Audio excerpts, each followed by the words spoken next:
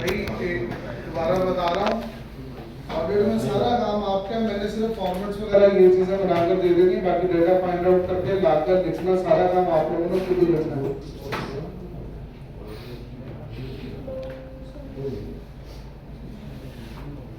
अब गौर से देखो, ये यूआरएल नजर आ रहा है, इस यूआरएल के आगे जो रिपोर्ट आ रही है, स्टेटस कोड आ रहा है, वो आ रहा है 301। क्या आ रहा है? मतलब क्या लगी हुई है? टेम्पलेट। सुभान अल्लाह, क्या लगी हुई है?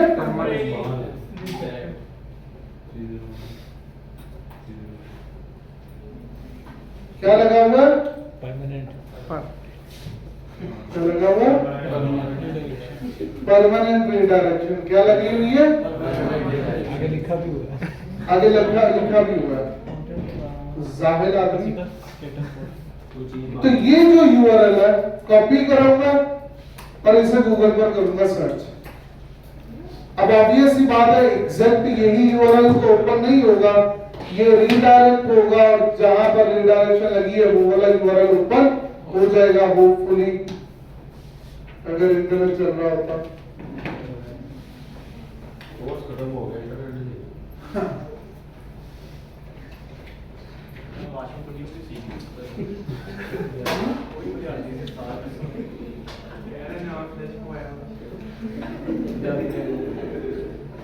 अरे तो यूआरएल आ गया, ये फाइनल यूआरएल। कौन सा यूआरएल आ गया?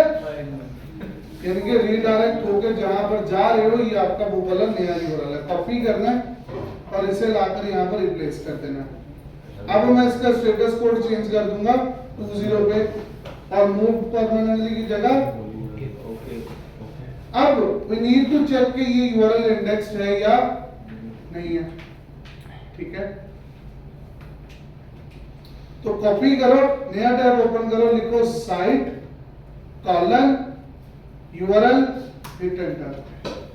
अगर वो यूआरएल का डेटा आ गया, मतलब वो यूआरएल क्या है? इंडेक्स्ड है। क्या है यूआरएल? इंडेक्स्ड। तो वापस जाओगे यहां पर उसके सामने क्या लिख दोगे? सही है। अच्छा, ऑलरेडी यहां पर क्या है? नॉन इंडेक्सेबल या इंडेक्सेबल। आपने से स्विच करके कर देना इंडेक्स्ड या नॉट इंडेक्स्ड। ओके,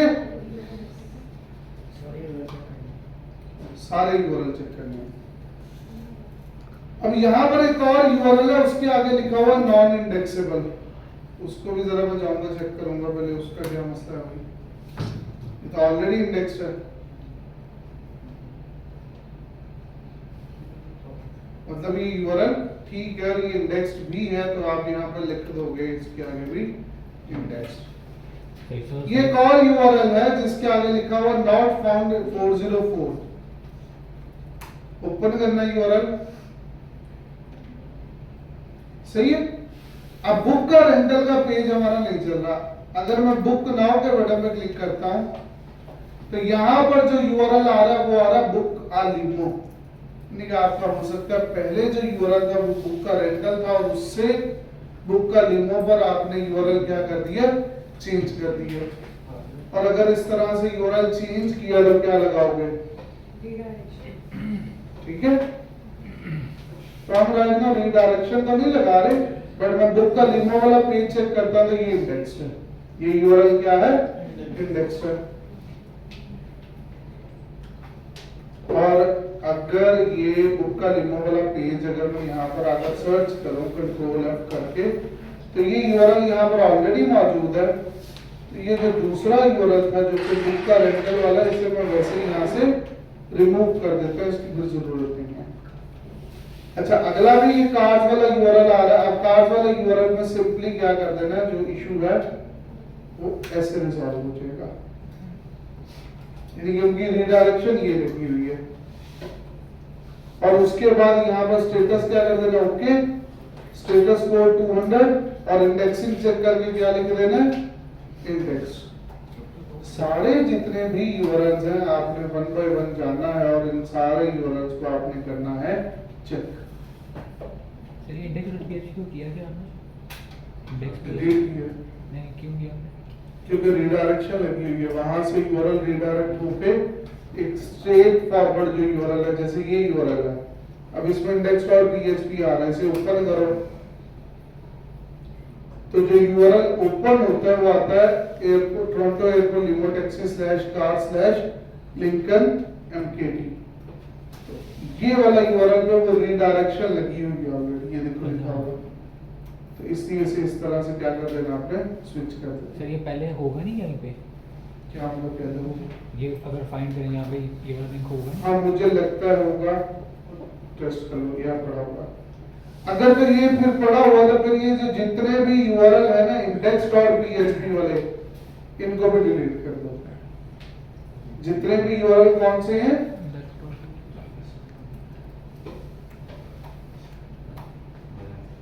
index.php वाले, ये यूआरएल्स को सिंपली आप डिलीट करते जाओ।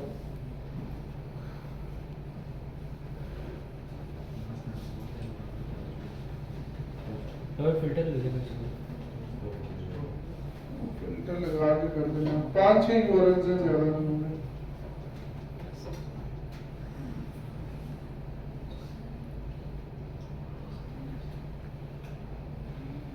तो वो भी आपने इंडेक्सिबिलिटी चेक किया, उसमें वो इंडेक्स था, उसमें नॉन इंडेक्स लिखा होता है, वो ये सारे खोल के नॉन इंडेक्सेबल लिखा हुआ है क्योंकि भाई 301 लगा हुआ है, तो पुराना यूआरएल कैसे इंडेक्स होगा।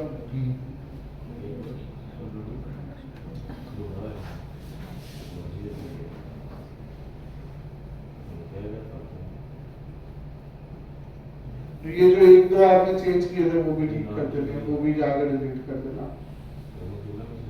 एक हमने ये किया था और एक अब पता नहीं कौन सा था।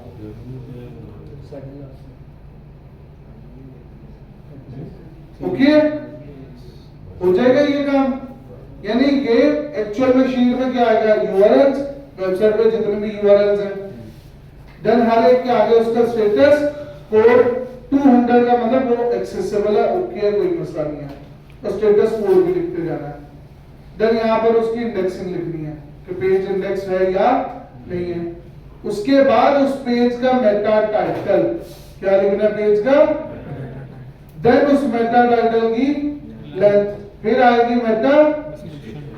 मेटा डिस्क्रिप्शन की, उस पेज का H1 टाइटल क्या है, पेज का H1 टाइटल क्या है, और वर्ड काउंट यानी कि कितना कंटेंट उस पेज पर मौजूद है।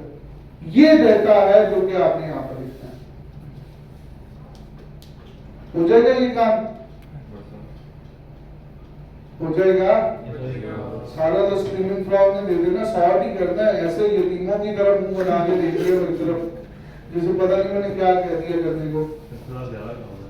हाँ 4 मजदूर बुलवा ले सामने। उसके बाद टेक्निकल एनालिसिस में जाना, कहां पर जाना है, टेक्निकल एनालिसिस में कंटेंट कहां से आएगा, यहां पर से जाओगे आप इश्यूज में, कहां पर जाओगे, दीज आर द इश्यूज जो कि आपकी वेबसाइट पर मौजूद है। इन इश्यूज को आपने यहां से कर देना है, अगेन एक्सपोर्ट, सेव, ओके।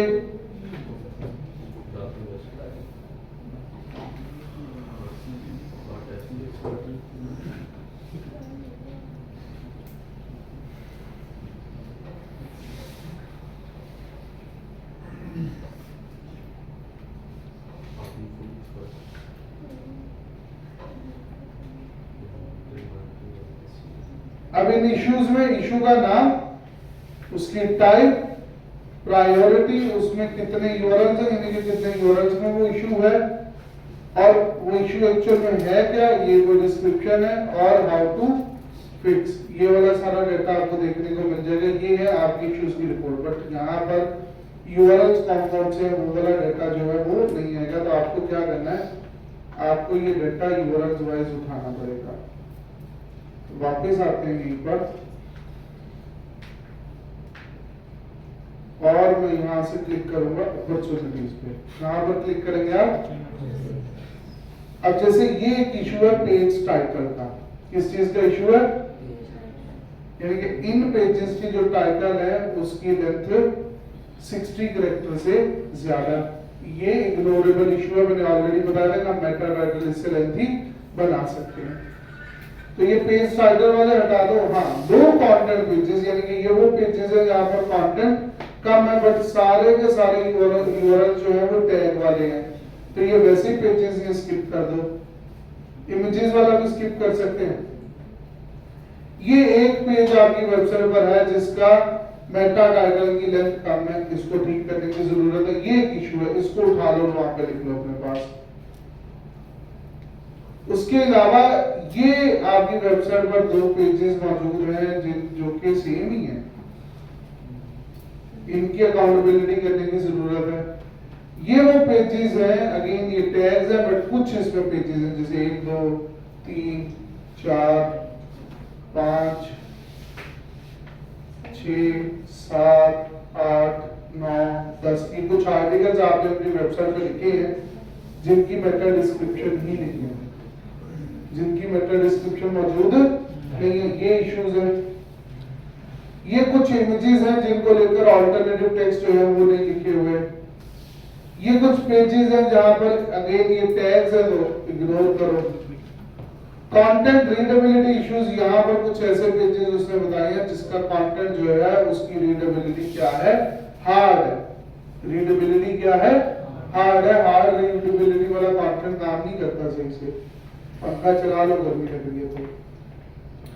फिर यहाँ पर H1/70 करेक्टर कोई नहीं, इग्नोर कर दो, कोई मसला नहीं। H1 डुप्लीकेट हो रही है, यहाँ पर जो H1 है वो क्या हो रही है, डुप्लीकेट हो रही है, इसको ठीक करना है। ये लिखो अपने पास एरर। यहाँ पर मेटा डिस्क्रिप्शन अगेन डुप्लीकेट हो रही है, ये भी सॉल्व करने की जरूरत है। उसके अलावा वार्निंग्स में आते हैं तो ये दो पेजेस हैं जिन पर H2 है ही नहीं, जिन पर H2 नहीं है, ये इशू है, इसको लिख लो। उसके अलावा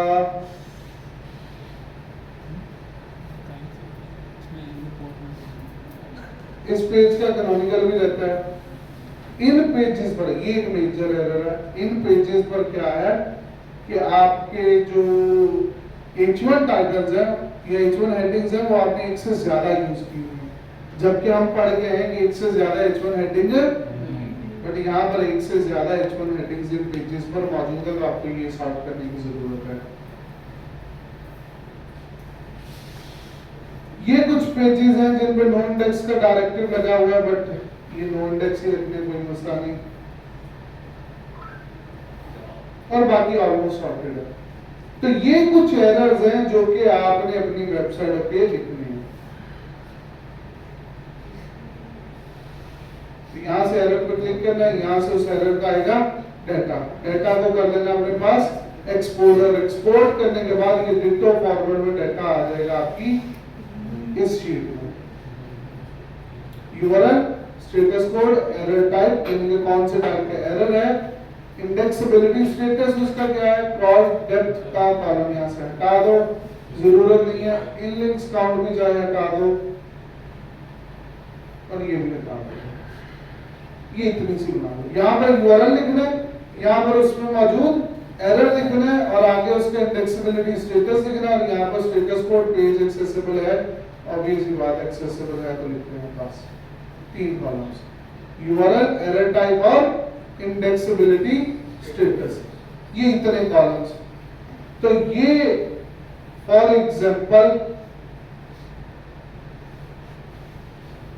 ये है एरर H1 मल्टीपल। तो क्या करना है, ये जो यूआरएल्स हैं ये कॉपी करने हैं, और ये यूआरएल्स आगे यहाँ पर, इन पर क्या एरर है, H1 क्या है, मल्टीपल।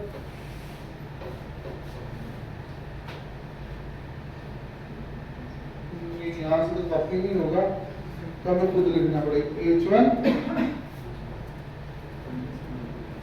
मल्टीपल।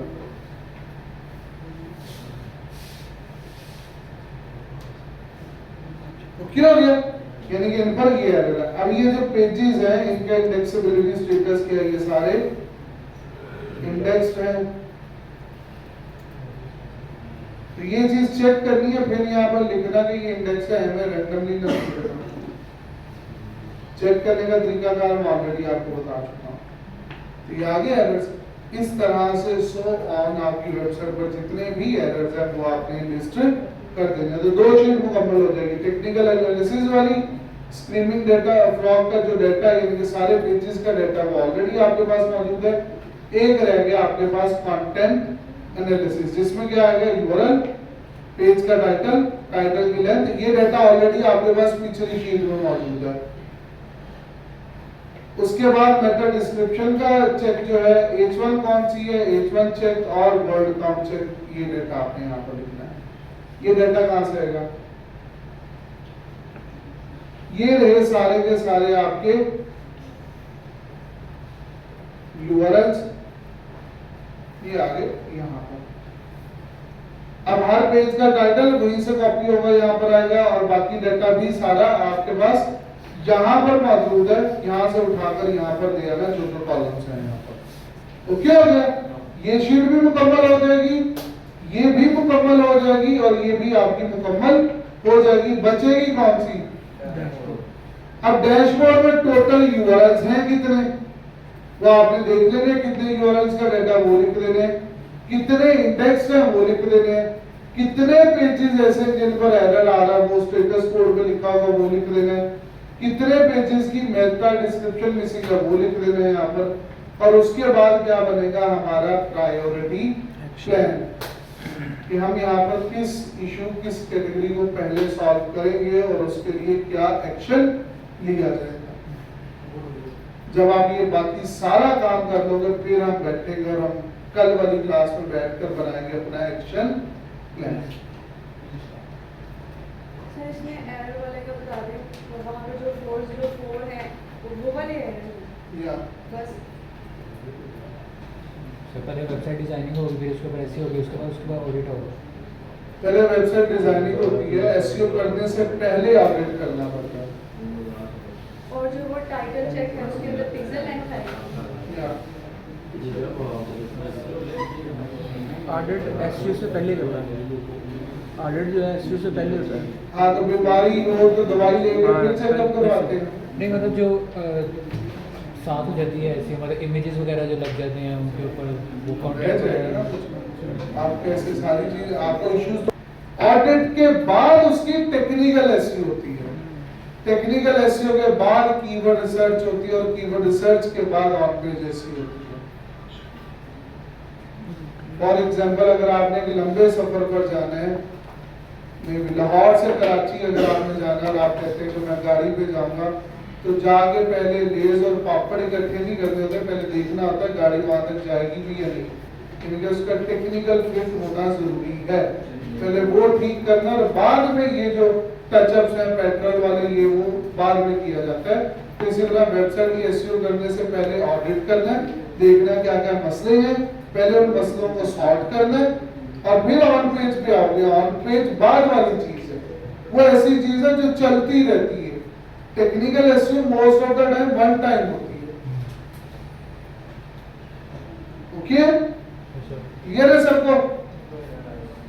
छुट्टी कर दो, और ये शीट बनी होनी चाहिए कल आपके पास। अगर शीट ना बना गया